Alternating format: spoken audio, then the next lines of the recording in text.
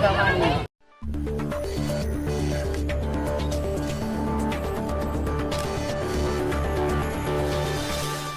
नमस्कार दोस्तों, आप सब देख रहे हैं अनमोल बनारस यूट्यूब चैनल। दोस्तों आज बुधवार है तो आप लोगों को हम जितिया पूजा दिखा रहे हैं। दोस्तों यहाँ पे महिलाएं पुत्र की लंबी आयु के लिए व्रत रहती है और ये निर्जला व्रत होता है।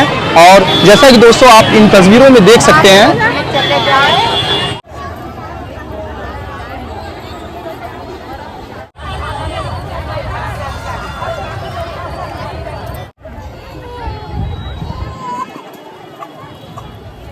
नमो पार्वती पते हर हर महादेव।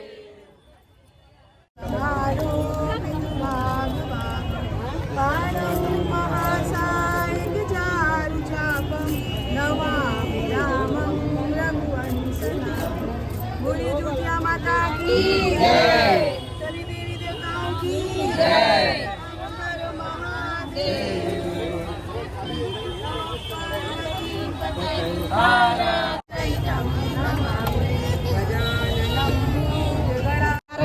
अपना जब रात हुआ सब पूजा करके अपने अपने घर में आया। चील भी अपने कोड़र में बैठी और सियारन भी अपने कोड़र में चील अपने घोंसले में।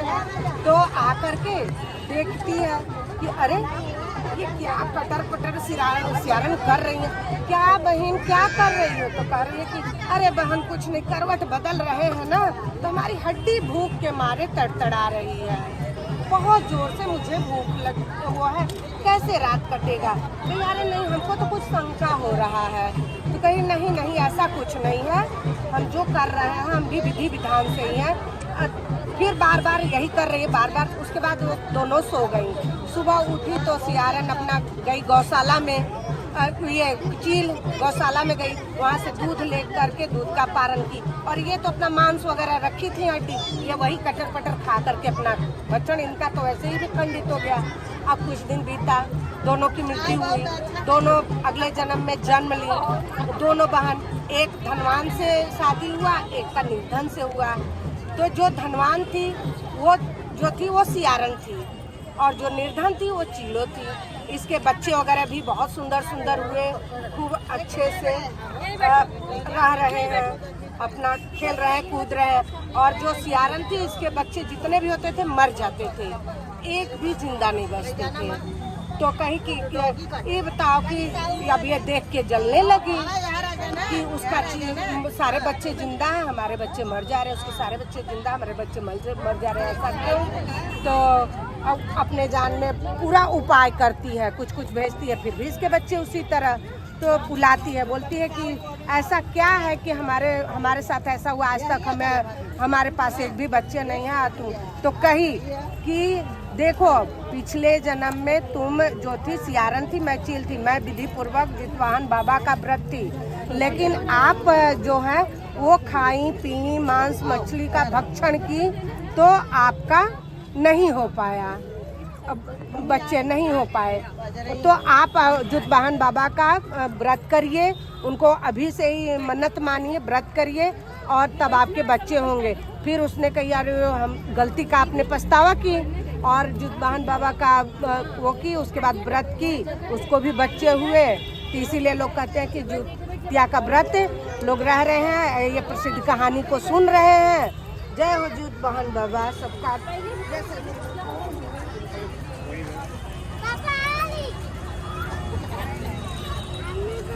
एक राजा थे, उसका विवाह हुआ और विवाह के बाद बहुत सुंदर कन्या रत्न की प्राप्ति हुई। लेकिन कुछ ही दिनों के बाद राजा की वो पत्नी जो है मृत्यु को प्राप्त हो गई। तो उसी समय से सब लोग कहने लगे कि ये कन्या जो है ये तो जन्म लेते ही माता को खा गई। तो वो कन्या को कुलक्षणी कहने लगे, कुलंकनी कहने लगे। तब उस कन्या की बड़ी उपेक्षा होने लगी, कोई उसको प्यार नहीं करता था, कोई ममता नहीं देता था। तो राजा भी बहुत दुखी रहते थे और उनकी दूसरी शादी हुई। राजा की दूसरी जब शादी हुई तो फिर एक कन्या प्राप्त हुई। तब दोनों में इतना भेदभाव होने लगा कि जो दूसरी हुई उसे पूरा रानी का जीवन दिया गया, राजकुमारी का जीवन, और ये बेचारी घर का काम करती, सब कुछ करती, राजमहल में रहते हुए भी ये बहुत ही इसके साथ कष्टपूर्वक व्यवहार किया जाता था। तब जब शादी के योग्य दोनों बहनें हुई तब राजा अपने मंत्रियों को बुलाए और कहे कि ऐसा उपाय करो कि इसका विवाह ऐसे घर में करो, क्योंकि ये जहाँ जाएगी हो सकता है वहाँ जाने पर भी इसका पति मृत्यु को प्राप्त हो जाए, इसकी सासी मृत्यु को प्राप्त हो जाए, तो इसकी शादी किसी गरीब घर में कर दो।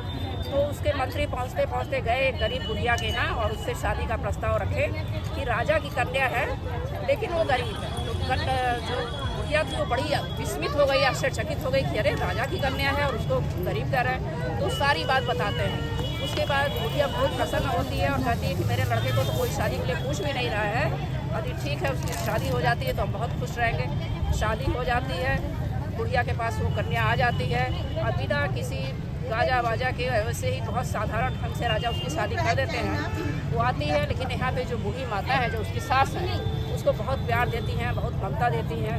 और उसका जो पति है वो खेती मजदूरी करता है लेकिन वो घर का खर्च नहीं चला पा रहा है, लेकिन साथ में वो जुआ शराब ये सब भी करता है। तो ये अपनी सास से कहती है और इसी दरमियान उसके 3-4 बच्चे हो जाते हैं।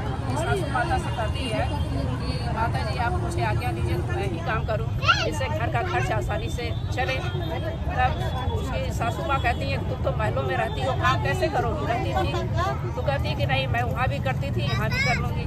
तो लोगों के घर जाती है, झाड़ू पोछा बर्तन जो भी काम है सब करती है। और उधर उसकी जो दूसरी बहन है जिसको कि राजकुमारी की तरह रखा जा रहा था, उसकी शादी बड़े धूमधाम से किसी राजकुमार के साथ होती है। तो बड़ी बहन छोटी बहन को याद आती है कि देखिए हमारी वो बड़ी बहन किस अवस्था में है। तो अपने लोगों से पता करवाती है तो पता लगता है कि इसी शहर में उसकी बहन है। तो उसको बुलाती है और कहती है कि तुम 4 घर जो काम करती हो तो मेरे यहाँ ही करो और तुम्हें हम अच्छे से रुपया पैसा सब कुछ देंगे। तो वो क्या करती है उन्हीं के यहाँ दासी बनकर काम करने लगती है। लेकिन बड़ी बहन जो है यहाँ भी उसको क्या करती है, जो रूखा सूखा बचा हुआ बासी भोजन है वही सब देती है। तो वही सब ले आकर वो अपने घर में अपने बच्चों को खिलाती है। लेकिन बाल बच्चे उसी से खुश हैं क्योंकि बालों में जो खाना उसको बासी जरूर मिलता है लेकिन बदल बदल के मिलता है, उसी से खुश हैं बच्चे। तो जब जितिया का व्रत आता है, जब नहाए खाए का दिन होता है, तो उसके बच्चे कहते हैं कि माँ आज मौसी के यहाँ से अच्छा भोजन ले आना, हम लोग भी करेंगे। लेकिन उस दिन ऐसा होता है कि उसकी जो बहन है उसको कुछ नहीं देती और वो बहुत दुखी होकर अपने घर आती है। बच्चे भी देखते हैं कि आज माँ को कुछ नहीं मिला है। तब वो निश्चय करती है कि अब मैं अपना कुछ काम करूँगी और उसी समय वो एक कुल्हाड़ी उठाती है और कहती है कि अब मैं जंगल जा रही हूँ, लकड़ी काटूँगी और बेच के अपने से अपना खर्च उठाऊँगी। उसकी सास मना भी करती है लेकिन वो चलती चली जाती है। उसके आगे की कथा मिलती है कि जब वो वन में जा रही होती है तो उसे रास्ते में एक गाय मिलती है और उस गाय को बच्चा होना है तो प्रसव पीड़ा से बहुत कराह रही है।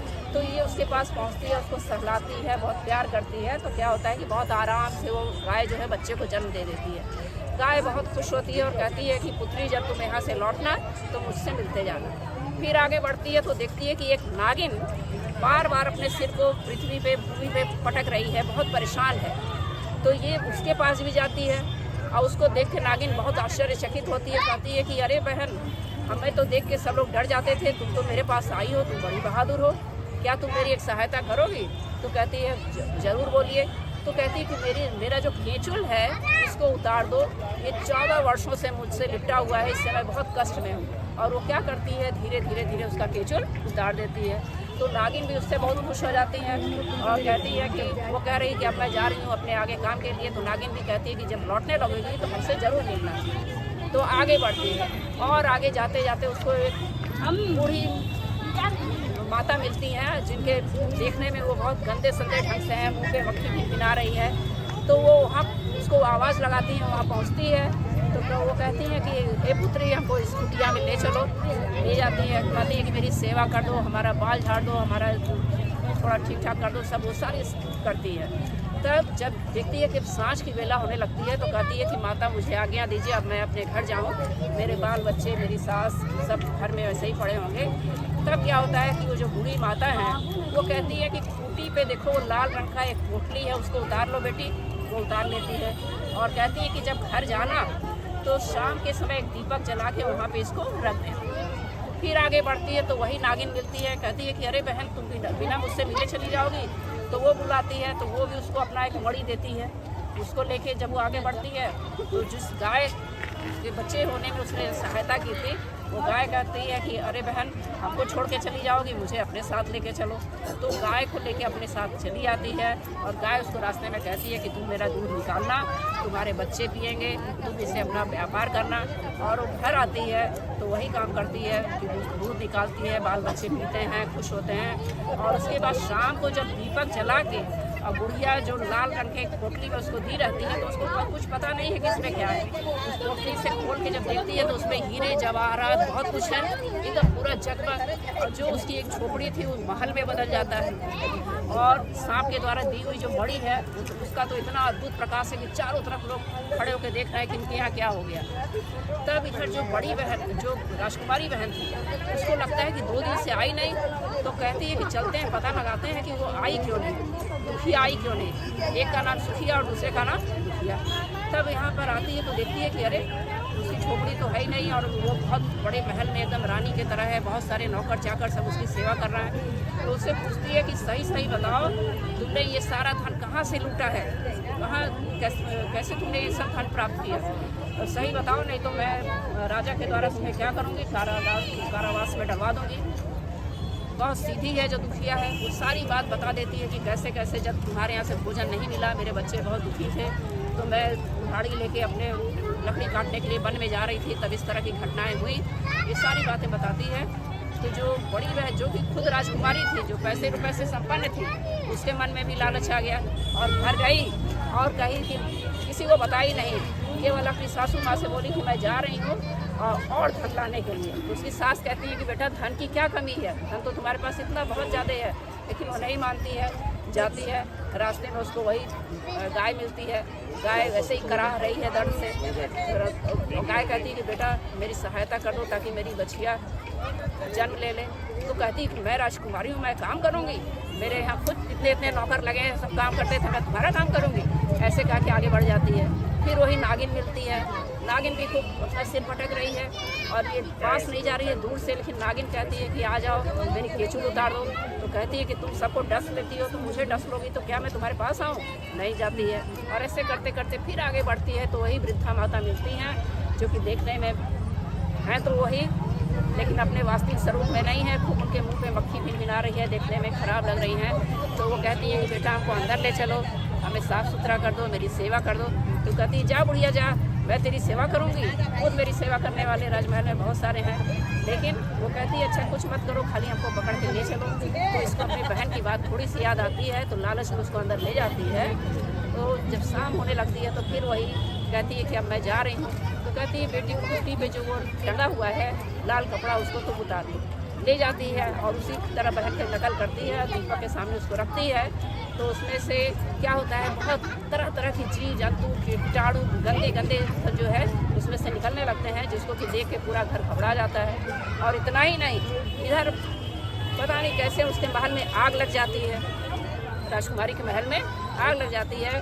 तो अब इसकी सासू माँ यही कहती है कि तुम लालच करके तुमने ये सारा काम किया। तो दौड़ के फिर अपनी छोटी बहन के अरे उसके दुखिया के पास जाती है और कहती है कि बताओ हम भी उसी तरह किए, लेकिन हमारा तो इस तरह से हो गया, मेरा महल भी खाक हो गया। तब उसके बाद उसी समय वो वृद्धा माता प्रकट होती हैं और कहती हैं कि तुमने लालच से सारा काम किया और उसमें सेवा भाव से किया, इसीलिए जो है तुम्हारे साथ इस तरह का हुआ। तो उसी दिन से ऐसा हुआ कि जिद्दीवन बाबा के द्वारा ये कहा गया कि बिना लालच के, बिना स्वार्थ के क्या करना चाहिए, बाल बच्चों या किसी के लिए, पति के लिए, कोई भी मन्नत सेवा करिए, व्रत करिए, सब कैसे करना चाहिए, बिना किसी छल कपट, बिना किसी भेदभाव, बिना किसी स्वार्थ के करें, तब वो फलित होता है।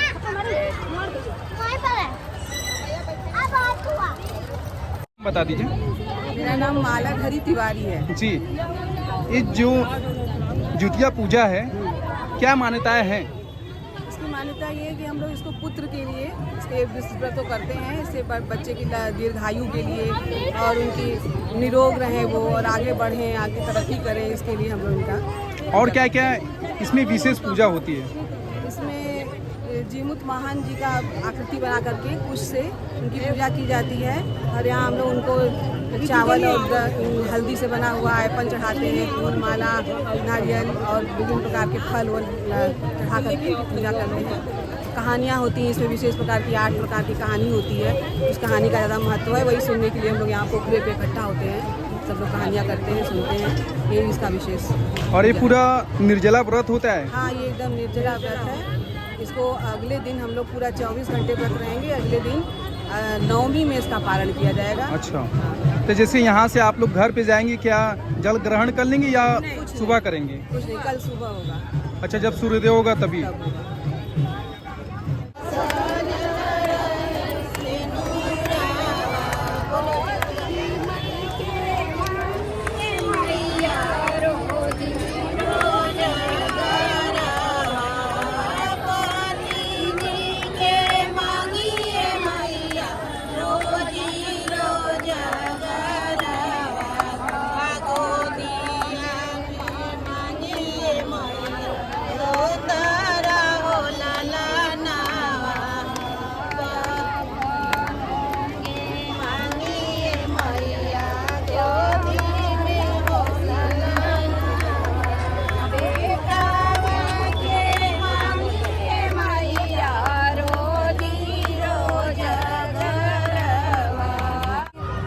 के यहाँ पड़े। तो इसी तरह एक दिन अपना विष्णु भगवान वहाँ से गुजर रहे थे तो एक बहन के यहाँ अपना रुके और कहे बैठे कि हम यहाँ आज हम बैठेंगे। उन्होंने कहा कि आइए महाराज बैठिए, वृद्ध है आप बैठिए। कहे मुझे सोना है, कहे सो जाइए। तब तक बगल में रोना पीटना शुरू हो गया। तो कहे कि बताओ कि यहाँ कौन रो रहा है, कोई वृद्धा रो रहा है। तो कही कि हाँ, यहाँ यही है कि गरुड़ महाराज आते हैं और किसी के बच्चे को उठा के ले जाते हैं, अपना भोजन बनाते हैं। यही है, यहाँ के लोग काफ़ी दुखी हैं इसीलिए रो रहे हैं। कहे मुझे उसके घर ले चलो। घर ले गए, वहाँ गए तो कहे रो रही थी। बोले बहन माता जी आप क्यों रो रही हैं? तो कि आज हमारे बच्चे को उठा के ले जाएगा तो इसीलिए हम दुखी में रो रहे हैं। तो कहते हैं विष्णु भगवान कि ठीक है, आपका बेटा कहाँ सोया है? तो कहीं यहाँ सोया है। कहें आप इसको उठाइए, आज मैं यहाँ सोऊंगा। विष्णु भगवान वहाँ सो जाते हैं। आते हैं गरुड़ महाराज तो विष्णु भगवान करवट सोए रहते हैं, एक तरफ का अंग गरुड़ महाराज खा लेते हैं। फिर वो जब खा लेते हैं तो विष्णु भगवान फिर दूसरी तरफ हो जाते हैं। तो कहते हैं गरुड़ महाराज की वो न हो, ये कोई शक्ति है जो कि मुझे आप रूप अपने को समर्पण कर रही है। मुझे जो है कि सबको तो अब तक मैं खाता था तो वो रोते थे, चिल्लाते थे, लेकिन ये तो आप रूप अपने दिखा रहे हैं। तो अपना बोले कि हे भगवान आप कौन हैं, मेरे समक्ष उपस्थित, मुझे दर्शन दीजिए। तो विष्णु भगवान दर्शन उनको दिए और कहे आइंदा आप जो है यहाँ किसी के बच्चे को नहीं खाएंगे। और तो कहे गरुड़ महाराज कहे कि नहीं मैं नहीं खाता, यहाँ के लोग जिउतिया का व्रत नहीं रहते हैं इसीलिए इनके बच्चे वो मरते हैं। वो तो मैं एक उसका माध्यम हूँ। लोग आश्विन पक्ष की कृष्ण पक्ष में जो है आश्विन मास के कृष्ण पक्ष की अष्टमी तिथि को बिना खाए बिना पिए जित वाहन बाबा का पूजा करेंगे, अर्चन करेंगे, व्रत करेंगे तो इनके पुत्र लंबी आयु के होंगे, जीवित रहेंगे, निरोग्य रहेंगे। इसमें मैं और वो नहीं। तो वो सारे गांव में फिर ये फैलाया गया कैसा ऐसा है, ये व्रत को करना है। फिर लोग करने लगे, उनके बच्चे लंबी आयु के होने लगे और तब से जिउतिया व्रत उस गांव में भी प्रचलित हुआ और आज हम लोग भी कर रहे हैं। जय हो जी।